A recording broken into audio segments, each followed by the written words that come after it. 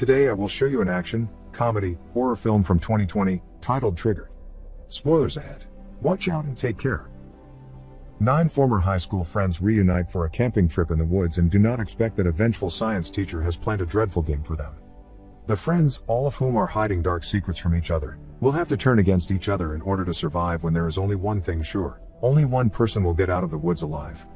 The 9 friends are sitting around a bonfire, talking and laughing. They haven't seen each other in a long time, and although they can't seem to agree on whether or not spending a night in the woods was a good idea instead of spending it at a cheap motel 30 miles away, they all seem happy to finally be together again.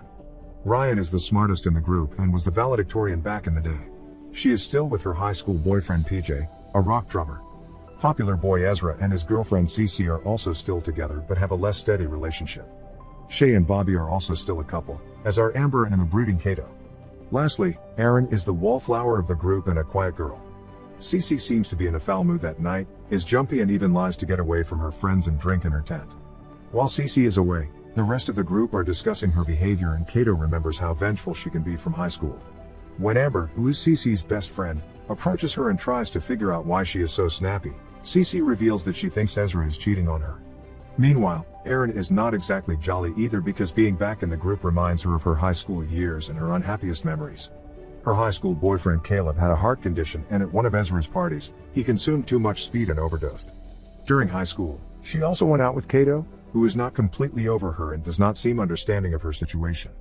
The group is slowly trying to turn in for the night when Erin notices a mysterious figure wandering in the woods. She tries to run away from the man, but he quickly catches up to her and knocks her out.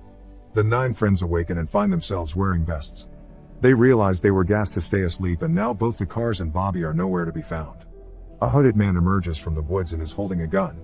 All of them soon recognize him as their former high school science teacher and Caleb's father, Mr. Peterson.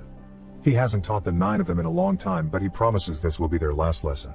As Ryan tries to take the vest off of PJ, Mr. Peterson assures them that the vests are industrially made and will not come off. Mr. Peterson doesn't clarify why he is doing what he is to those specific former students, but one thing is sure: after his son's death and his wife's suicide, he seeks revenge from those who he says caused it all. He only presses a button and automatically in the center of each vest a screen lights up. He announces that only one of the 9 friends will get out of the woods alive, and that will be the person whose timer is higher. After this, Mr. Peterson turns the gunpoint to his mouth and shoots with no hesitation. The 8 of them are in shock by this turn of events, but soon they all notice that the screens on their vests now show a timer counting backwards. Everyone has a different time on them and different lights representing how much time they have. Shay's vest, having the largest amount of time, lights up blue while everyone else's is green. Ryan is sure that Bobby, whose idea was to reunite the high school group in the first place, was the one that led them here in Mr. Peterson's bidding.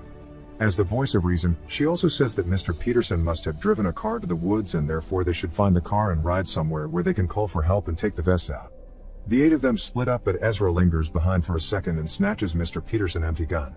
As he walks around in the woods, he stumbles on Bobby, who had been tied up and chained to a tree with his vest glowing red. Erin still thinks that he was Mr. Peterson's accomplice, but Shay insists that they should let him go. As the girls are arguing, Bobby breaks and admits that Peterson threatened him to bring his friends to the woods.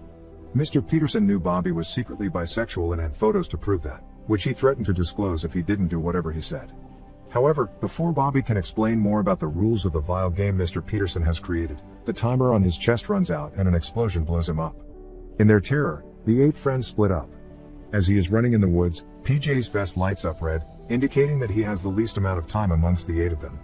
He screams for his girlfriend's name at the top of his lungs, and when she finds him, PJ begs her for help. After all, Ryan is the smartest in the group, and now PJ's timer is showing only 3 minutes. PJ takes a leap backwards to protect his girlfriend from the explosion, but at that moment Shay shows up behind him and he accidentally knocks her out with his torch. Blood gushes from her scalp as she falls down, and PJ and Ryan watch in terror. When Shay dies, the screen on her vest goes black and her time is added to PJ's vest. Now he is the one with the largest amount of time and his vest is glowing blue. PJ is shaken by what he just did, even though it was unintentional, but Ryan reminds him that they have to meet the others. When they find them and explain what happened, they all realize that they have to steal each other's time by killing each other in order to stay alive. The vest that is closer to the person who is killed gains the remaining time. Each of them starts thinking of different ways to survive this game. Ryan still thinks it's possible for all of them to survive this game if only they can get some help. Kato, on the other hand, is already aggressive and already sees that everyone is turning against each other. Lastly, Erin thinks it's better if they just split up so that no one is tempted to harm each other. While all of them are discussing, there is someone missing. Cece is now the one whose vest is triggered red with the least amount of time, and she is readying her weapon. She runs straight towards Ezra since she would have the least regrets about killing him. She feels betrayed by his infidelity and wants to take him out, but for now, her aim misses. The group scatters once again. Ezra finds Aaron alone in the woods with a proposition. Everyone seems to have their teammates but them, and Ezra is desperate to have an ally. He proposes they find the road so that they can get back to civilization. Meanwhile, Ryan and PJ are back in the tents, and Ryan is looking for a spare cell phone she always packs with her when she goes out camping. PJ also finds a pocket knife that might come in handy. However, soon they notice Cece's red light approaching and then they hide. Cece seems feral, stumbling around the forest looking for some way to prolong her life, and finds a kitchen knife someone had brought with them. PJ is still looking for the cell phone and makes some noise with a broken zipper. Cece turns around but gets distracted when she hears another couple somewhere in the woods. Thankfully, PJ is now holding the phone in his hand, but it has no service. He and Ryan decide to get out of the woods where they can call for help. After all, Ryan's father is a police officer and should be able to help. Meanwhile, Cece is hiding in the woods and waits for the right opportunity to attack Kato and Amber, who are passing by. She doesn't want to kill her best friend, so she stabs Kato on the thigh and gets on top of him. However, Kato is determined to get away alive, so he reveals Amber's secret, that she is the one with whom Ezra cheated on Cece. Cece turns her attention to Amber now, and at the last moment before being killed, Amber reveals that she is pregnant. Cece doesn't believe her in the least and stabs her below the stomach. Although the wound is deep, Amber still has the strength to draw the kitchen knife out of her and slash Cece's throat open. Now Amber holds the blue vest and Aaron is the new red one. Everyone wearing a vest knows that someone has died, but no explosion has been heard in the woods, making it known that someone has started murdering their friends. Surprised by what she is able to do, Amber tells Kato that they are the only ones who admit to themselves that they have to kill to win. Therefore, their new plan is to kill everyone, gain everyone's time, and then find a way to both escape alive. In the meantime, once Ryan gets some signal on the cell phone, she tries to call her father, who is persistently not picking up. This alerts Ryan, who knows her father would always answer his phone, so she tracks his phone, only to realize that he is only 400 yards away. While Aaron and Ezra are running in the woods, they are the first ones to discover Ryan's father tied up on a tree, wearing a vest like their own. Mr. Miller is drenched in blood, and he reveals that Mr. Peterson was seeking revenge on him as well. Mr. Miller was the man that ruled Caleb's death as natural, but Mr. Peterson remained unconvinced. He conducted further investigations and blood tests and discovered that on top of Caleb's heart condition that killed him in combination with substance abuse, he had consumed 5 times the lethal dose of the drug that killed him. This could only mean that someone had been drugging him the night of his death, and Caleb's death was not just an overdose case but in fact a murder. At the same moment, Kato finds Ryan and PJ trying to find some signal in the woods. At once the couple tries to run from him despite him saying that he is hurt in order to hide his true intentions. PJ, who thinks Kato is not a threat, wants to talk to him, but when he sees him carrying an axe, he realizes he has been fooled. Kato says it's nothing personal and that it's not PJ that he hates but the game itself. PJ tries to talk some reason into Kato, but the fight is inevitable, and when Kato tries to smack PJ down with his axe, he ends up only sticking it to a wood trunk behind him.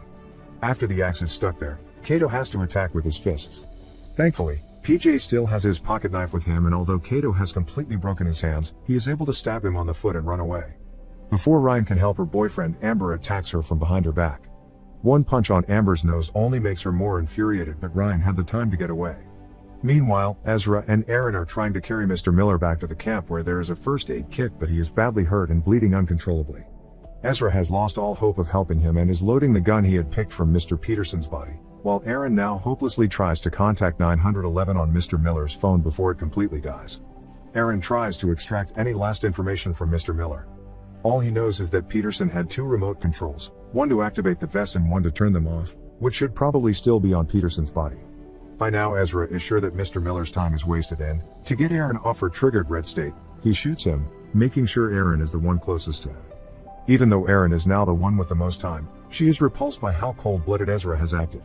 However, Ezra, who now has the least time left in this game, hands her the gun and advises her to use it to survive. He vanishes in the woods after announcing that he thinks he knows who murdered Caleb. After being left alone, Aaron meets PJ and Ryan. Ryan is still searching for her father after tracking his phone. Aaron tells her that her father was not going to make it and that she just witnessed his death. Aaron is completely shaken by this turn of events, but knows that the time is running out, and the new information about the remote control that turns the vests off doesn't leave her time to grieve. The 3 of them part ways. When the couple is left alone to go back to the camp, PJ realizes that their time might be running out once and for all, so he decides to propose to Ryan. Meanwhile Ezra, sure that Kato is the one that murdered Caleb, is shouting his name in the woods. When the two of them meet, Ezra confronts him about his suspicions. He says that Kato would have the most motives to kill Caleb because not only did he loathe him but he was also jealous that he was with Aaron. On the night of the party, he had ordered drugs and begged Ezra not to reveal this to the police after Caleb's death. Kato never admits to these accusations and only blames Ezra for being equally vile since he will only kill him to steal his time. But this is not Ezra's only purpose. He wants justice for what has been done and for the reason why this whole game started in the first place. He tries to take Kato down with the axe but is only able to create a deep wound on his cheek. For a moment Kato seems to surrender, only to make Ezra lower his guard. He proclaims that he never killed Caleb and he slits Ezra's throat open with a crowbar. This only gives Kato a few seconds and now he is the one wearing the triggered vest. While Aaron is looking for Ezra, she finds Amber stumbling in the woods. At first, she acts wounded to make Aaron close up and then she gets on top of Aaron to stab her face with a knife. Aaron's screams are heard throughout the woods and reach PJ, who leaves Ryan to come to her aid. When Aaron escapes her grasp, Amber stabs the back of her thigh. Thankfully this is when PJ shows up and is able to pick up the gin Ezra had given Aaron. He threatens Amber not to move and tells Aaron to run back to the camp with Ryan. PJ struggles to even point the gun at Amber because he is the only one who has always refused to play along in this game. When Kato shows up to help his ally, PJ tells them both to follow him to the camp where they might have a chance of deactivating the vest with the remote control. However, Kato does not like to take any chances and after all, he is the one with the least amount of time. He attacks him with the axe he has just killed Ezra with and PJ hardly fight back and rather shouts for him to stop, reminding him that they are like brothers. Kato acts remorseful for a second only to pick up the gun that is now lying near his feet and shoots defenseless PJ right on the head. Now that Kato has taken one friend out of the way and his timer is showing just over a quarter of an hour, he finds it is time to turn to Amber too. Greedily and unremorsefully he raises his axe and lands it on her, now claiming the first place. Ryan is running towards the camp, terrified since she is the one who is on red now. She searches Peterson's body and finds the remote control, but when she presses it all the vests simultaneously turn red and the timers are set to the lowest time. Aaron, who arrives at the camping spot at that moment, suggests pressing the button again but Ryan says it is too dangerous. After all, Peterson seems to have accounted for everything and another press could mean death to every player. The girls run back to the woods to find PJ but instead find Kato, who tells them both PJ and Ezra are dead and he is not afraid to admit that he is the one that killed them. Ryan, desperate over her boyfriend's loss, attacks and sticks a pocket knife on Kato's bicep. After the girls have escaped in the woods, a sudden realization hits Ryan. Even if they both kill Kato, the time would not be enough to change the rules or find a way out of the game by now. She realizes that one of them has to die and she turns the gun to Aaron's head. She doubts that Aaron has told Ryan the whole truth about how her father died and suspects he didn't simply bleed out. Aaron swears on her life that it was not her that killed Mr. Miller but Ezra. She even blames herself for the whole situation because she was the one who introduced the whole group to Caleb. This is when Ryan breaks and admits that she was the one who killed Caleb because they were both close to being valedictorians. Ryan, wanting to have the highest GPA in order to get a scholarship, decided to drug him just enough so he could get disqualified after a drug test. However, she messed up the dosage calculations and ended up accidentally killing him, so she had to have her father cover it up. In a moment of self-defiance, she recognizes that Aaron deserves to survive the game more than her, gives her the gun and gives her permission to kill her. Aaron, however, doesn't even have the time to think about that possibility, since Kato, who has been eavesdropping in the background, attacks with a knife and punches it into Ryan's eyeball. Kato is shouting in triumph and picks up his axe, as Ryan slides to Aaron's arms so that she can die there and give her her remaining time. Kato rages when she realizes Aaron is now winning the game, but he doesn't think she is capable of actually committing murder. He tries to demean her, remind her that she was always the wallflower, a mute girl that never stood up for herself. The time is ticking and Aaron realizes that she doesn't have to kill Kato. She only has to outlast him. She shoots on both his knees and then watches him scream as he falls down in agony. Kato cannot believe that he is defeated after how many people he has killed and even considers killing himself right before his timer goes off and he explodes in pieces. Aaron's timer stops. "Congratulations," it says. The winner of the game screams for help. All her friends, or enemies, are dead and she has survived. Make sure to subscribe and turn on notifications so you can watch more videos like this.